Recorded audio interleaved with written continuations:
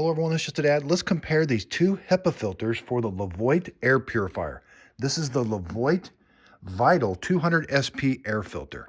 So here is the actual LEVOIT filter that comes with it. It's for the Vital 200 SP main filter. I've had this installed for about 6 months. We were doing some construction. You can see it's extremely dirty. It's time to change it. I can't clean it. I have to throw it away. Now on the back, this is where it's got those little activated carbon chunks.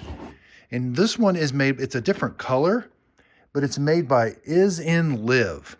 It's got the nice little blue handle here. Also, if we turn it over, it's got that activated carbon also that's kind of loose in there.